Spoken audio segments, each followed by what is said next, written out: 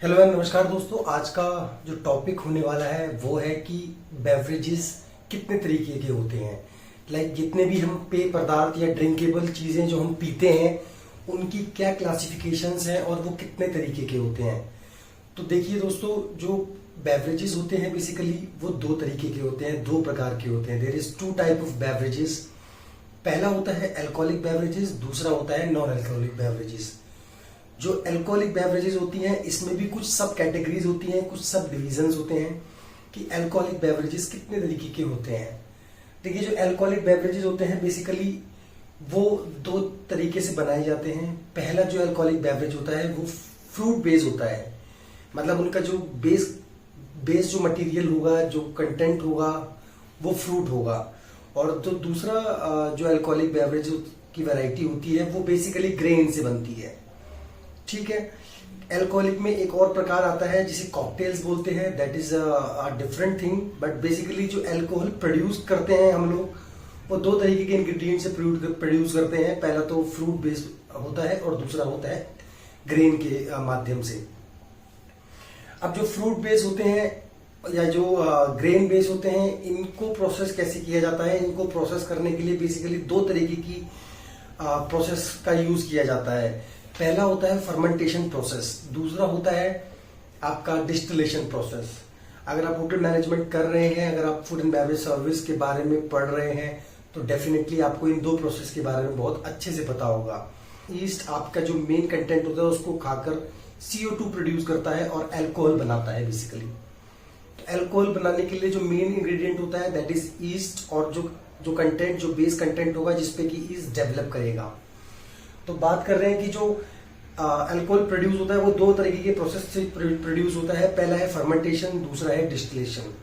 तो जितनी भी विस्की होती हैं, जितनी भी सिंगल ग्रेन या फिर ब्लेंडेड विस्कीज होती हैं वो बेसिकली डिस्टिल प्रोसेस से बनाई जाती हैं। तो आइए अब बात करते हैं कि नॉन अल्कोहलिक बेवरेजेस जितने होते हैं उनमें क्या डिफरेंशिएशन होता है, वो कितने तरीके के होते हैं। तो जो नॉन अल्कोहलिक बेवरेजेस होते हैं ये बेसिकली दो तरीके के होते हैं। एक कार्बोनेटेड बेवरेजेस होते हैं, एक नॉट कार्बोनेटेड बेवरेजेस होते हैं। तो जो कार्बोनेटेड बेवरेजेस होते हैं इसमें आपका सोडा, स्पार्कलिंग वाटर, आपका स्प्राइट, कोक, जितने भी कार्बोनेटेड ड्रिंक्स हैं ये सारे इसी के अंदर आते हैं। साथ में इसमें आपका अगर बात करें नॉन कार्बोनेटेड ड्रिंक्स की, तो नॉन कार्बोनेटेड ड्रिंक्स में आपकी टी, कॉफी, पानी, जूसेस, ये सारे आपके नॉन कार्बोनेटेड ड्रिंक्स में आते हैं। आप बात करते हैं कि जो नॉन कार्बन, जो जितना ये नॉन अल्कोहलिक बेवरेजेस होते हैं ये कुछ एनर्जी, इसमें कुछ एनर्जीज ड्रिंक होती हैं, कुछ रिफ्रेशिंग होती हैं, कुछ नरिशिंग ड्रिंक्स होती हैं।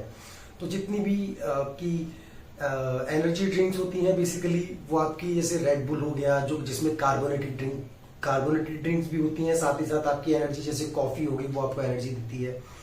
नरिशिंग ड्रिंक्स होती हैं जो आपको न्यूट्रिएंट्स प्रोवाइड करती हैं, जैसे कि दूध, जूस वगैरह, ये सब आपकी नरिशिंग ड्रिंक्स होती हैं। और रिफ्रेशिंग ड्रिंक्स में आपकी मिक्स चीजें होती हैं, जैसे कि आपकी कार्बोनेटेड ड्रिंक्स भी होंगी जो आपको रिफ्रेश फील करवाएंगी, साथ ही साथ आपकी कॉफी भी एक अच्छी सी रिफ्रेशिंग ड्रिंक्स हो सकती है। और साथ ही साथ जो आपकी थ्रस्टीनेस को कंप्लीटली पूरा कर दे, आपकी प्यास को बुझा दे, वो बेसिकली रिफ्रेशिंग ड्रिंक्स में आती हैं। तो नॉन अल्कोहल ड्रिंक्स की आपको मैंने बता दिया कि दो तरह की ड्रिंक्स होती हैं, कार्बोनेटेड और आपका नॉन कार्बोनेटेड ड्रिंक्स। साथ ही साथ जो टी, कॉफी की वैरायटीज होती हैं वो भी मैंने आपको बता दिया। अब रिफ्रेशिंग ड्रिंक्स में या फिर एनर्जी ड्रिंक्स में कुछ एक कॉकटेल्स भी आ सकते हैं, कुछ एक अच्छे मॉकटेल्स भी आ सकते हैं। तो जो कॉकटेल होते हैं, what is the difference between cocktail and mocktail. तो कॉकटेल जो होता है वो अल्कोहल बेस्ड मिक्स ड्रिंक होती है बेसिकली, जिसमें फ्रूट का भी यूज हो सकता है, जूसेस का भी यूज हो सकता है, कार्बोनेटेड ड्रिंक्स का भी यूज होता है। तो it's a mix match drink which contain the alcohol inside. तो जो अल्कोहल होता है वो बेसिकली 2% से लेके और 75% तक भी हो सकता है कॉकटेल्स के अंदर। मॉकटेल्स की बात करिए तो mocktail is also mixture of more than 2-3 drinks. तो एक साथ अगर 2-3 ड्रिंक्स को मिलाकर, जिसमें वो कार्बोनेटेड भी हो सकती है, जिसमें वो बिल्डअप प्रोसेस से भी बन सकती है, तो 2-3 तरह की ड्रिंक्स को मिलाकर एक अच्छी रिफ्रेशिंग ड्रिंक्स बनाई जाती है जिसमें अल्कोहल ना हो, तो उसको बोलते हैं मॉकटेल्स। तो this is the basic difference between cocktail and mocktail. Cocktail जो है वो अल्कोहल कंटेंट होता है उसमें, और जो मॉकटेल होती है उसमें कोई अल्कोहल कंटेंट नहीं होता। डिपेंड करता है इंग्रेडिएंट्स के ऊपर, किस किस तरह के इंग्रेडिएंट्स यूज करे जा रहे हैं। तो this is the classification of the beverages. तो अगर आप अल्कोहल बेवरेजेस की बात करते हैं तो जो अल्कोहल प्रोड्यूस होता है वो दो तरीके से होता है, either it is produce by the distillation process और either it is produce by the fermentation process. जो बियर और ब्रांडी होती है that is basically comes from beer और वाइन जो होती है that is basically come from the fermentation process.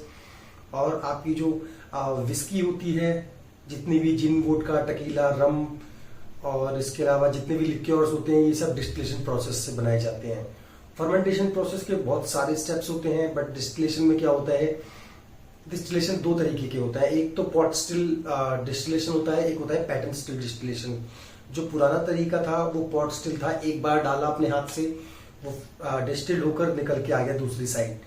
और पैटर्न स्टिल में क्या होता है कि कंटिन्यूएशन डिस्टिल्ड होती रहती है। कंटिन्यूएशन मतलब एक बार डिस्टिल होकर जाएगा, फिर वापस प्रोड्यूस होके दूसरे कंटेनर में जाएगा, वहां पे डिस्टिलेशन होगी। तो जो कंटिन्यूएशन डिस्टिल होती है उसको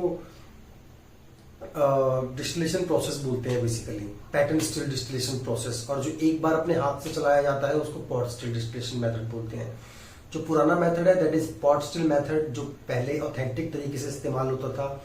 आज के टाइम में जो विस्की प्रोड्यूस हो रही है वो पैटर्न स्टिल डिस्टिलेशन प्रोसेस के थ्रू हो रही है।